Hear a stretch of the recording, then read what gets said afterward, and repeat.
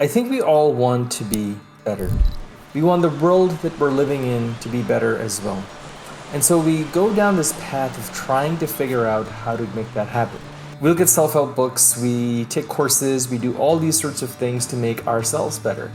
And then to improve the world, we spend so much of our time, money, effort as a society, as a government, as investing in all these different programs and interventions to make our country, our society, our community, our cities a lot better. But I think there's something we miss in making that happen. These answers don't always work. They feel a little bit incomplete.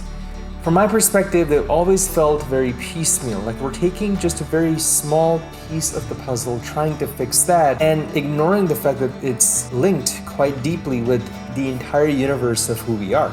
And so we fail to create really meaningful change in ourselves and in our society. And I think it's because we lack a bridge that connects what it takes to change ourselves with what it takes to change society and how to make both of them better. And I think the reason why we mess this up is because there isn't really a philosophy, an underlying philosophy that connects how to make ourselves better with how to make society better. The philosophy is to make both of these different things have historically been disconnected. They've been two different ways of thinking altogether. Now, there are a few models out there that claim to give us answers that connects one thing with the other, but they don't necessarily work. Let's take an example. A model that's supposed to work in our society is a free market, a capitalistic type of model for society. The model tells us that we are living in a market, and individually, there is this idea of the invisible hand, where we believe that each individual is acting in their own best self-interest, their best self-economic interest, and therefore contributing to this perfect curve of supply and demand. Now, of course, we know in practice and in reality, this just isn't true. By taking these models that simplify the world, we end up reducing ourselves with it as well. And to see how this model of reality has ended up corrupting everything that we do, all we have to understand is that capitalism is now about competition, and it's permeated in things like education, where we take kids and we start putting them on a bell curve at a younger and younger age. We start to sort and sift them as the haves and the have-nots, the people who are going to make it and those who are going to be in perpetual failure, who are destined for economic unhappiness. It permeates in standardization of test scores. It permeates in what we define as success in our society. We define success as someone with the largest bank account, right? And so these models that are meant to explain reality, that are meant to make ourselves better, has actually just reduced us down to a very small core of who we actually are. The consequence of this is obvious. Our kids are being drilled to become someone who they're not. They're no longer able to be the individuals that they really want to be. Our kids become commodities for a system that's meant to make us all into cogs in a big machine, an economic machine. This is the danger of having a very simple model rule our life. But I think there is a philosophy which is much broader than just a simple economic model that explains us as our life. But I think there is a philosophy that connects the changes that we want to make ourselves better and the changes we want to make in society a lot better as well. And this philosophy is a lot more all-encompassing because it helps us understand the differences between these things. And it gives us an integrated whole to make all these ideas come together. This philosophy is known as the Four Purusharthas, or the Four Endeavors, and it comes from an ancient Vedic or an ancient Indic way of thinking. It is at the root of what we call the dharmic way of life. And the beauty of this philosophy is that it applies to individuals like you and me, but it's also a model that helps us understand how to arrange society, how to arrange our communities, and how to arrange life for a broader group of people as a whole. And by respecting both sides of the coin, we have an integrated whole on how to structure our society and how to structure our life. At the core of this idea, at the core of this philosophy of the Four Endeavors is this idea that us as humans are not just an economic entity. We're not just the brain or the body. We're so much more than that. It recognizes the fact that what we actually are is more than just the mind, the body. What we actually are is an eternal being that lives within this mind-body. And we're having a human experience, even though we're ultimately a spiritual being. Now, typically speaking, when we talk about these high concept ideas, When we talk about spirituality, when we say that we are spiritual beings having a human experience, there's a tendency to want to discount our human experience altogether. But that's not what this model gives us. This model of arranging our life and arranging society actually has a much more all-encompassing than we would think. This model tells us there are actually 4 endeavors. First endeavor is known as dharma. Now, dharma tells us that let me act in a way that upholds myself, my family, my society, my community as a whole. I think this is a very different way of thinking than what we're used to, where it's all about, well, how do I make myself go further along? Where we are taught that each human is an island, and we need to start going more towards this idea of dharma. It's also a way of ethical living. How do I live in a way that minimizes harm to other people? In fact, one of the first tenets of dharma is to live in a non-violent way.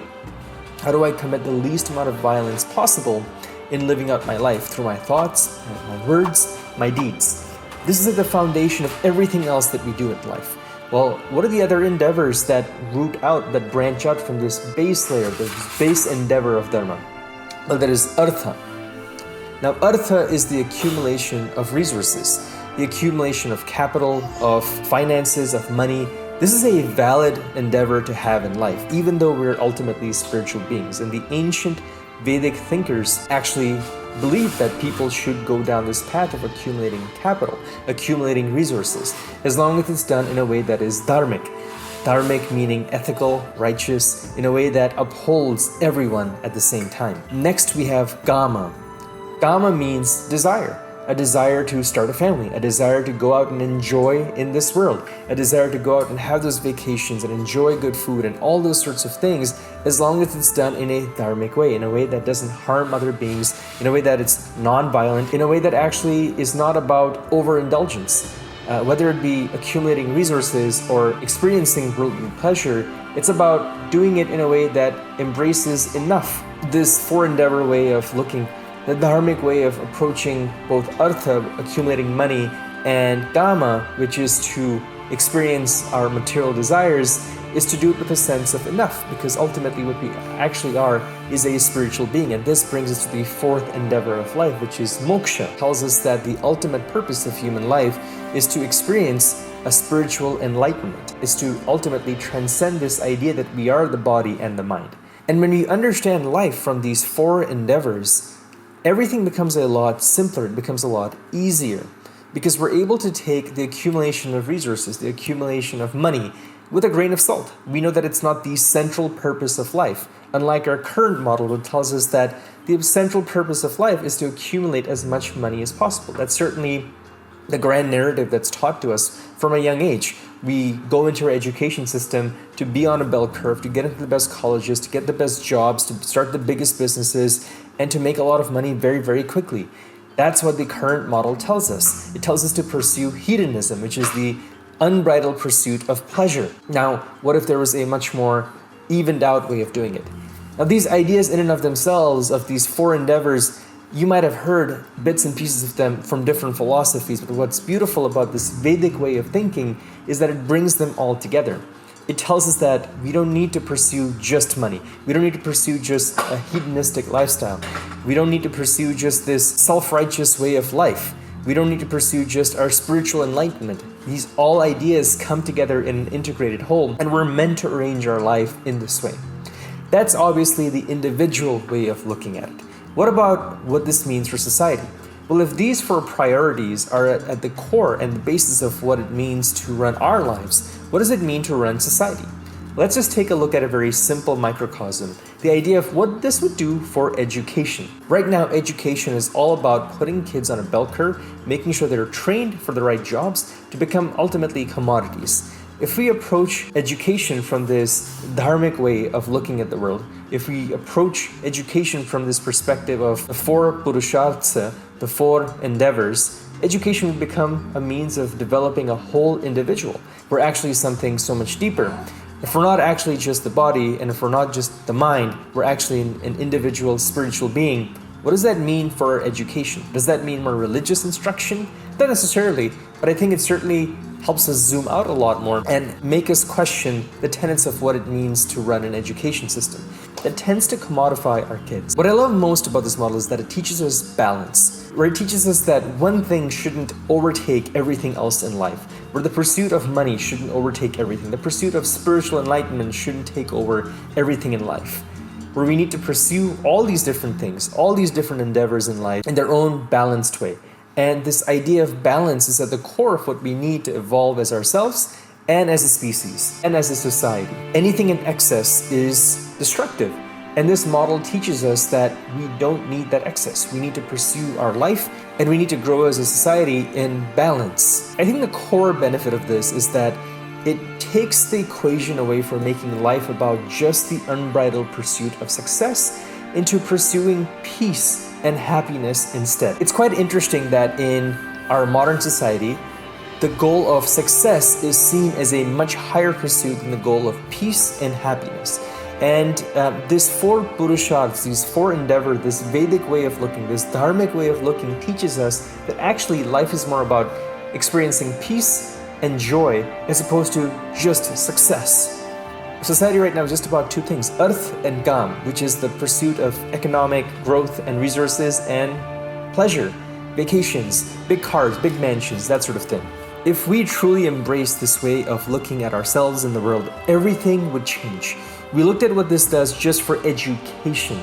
Imagine a society where our kids are taught that life is really about these four pursuits. What would that change for our education system? For example, the heart of environmental change. We know that there's an incredible climate crisis that we're all facing. Imagine what this balanced pursuit of our life and as a society, what that would do for environmental change. If we embrace dharma as the way of growing our lives, what would that mean for environmental growth, right? If non-violence is the way of living out our lives, what would that mean for human relations and relations between countries? Of course, for this to work, we have to see ourselves as more than just the body and the mind. We have to see ourselves as so much more than that. And I think this teaches us to embrace things like meditation from a young age. It helps us understand what our true reality is. What would this mean for politics? To know that people around us are not hostile beings, that we're not all here to fight for ourselves, that we can have a real conversation with one another. It's about balance, and this way of looking at the world gives us that sense of balance. That's what this channel is all about. It's about figuring out how do we apply this dharmic way of looking at the world in every pursuit, whether it be the small questions of life, like raising kids, family, health, all those sorts of things, but also as a society. How do we approach this dharmic lens, this balanced way of growth, everything that we do? How do we embrace a way that actually embraces our true spiritual nature, but that doesn't discount that we're also the mind and body and we're having a human experience? I don't have all the answers, but I want to take a crack at figuring out how do we actually make this happen. So I'd love for you to join me on this journey. If you have an idea, if you have a concept, a direction that you'd like me to take, please leave a comment below. And if you've approached your life through a dharmic way of looking at the world, I'd love to know your story. So thank you very much for watching this video. I hope to see you in future videos as well, how I can help you in pursuing a dharmic way of life. Thanks.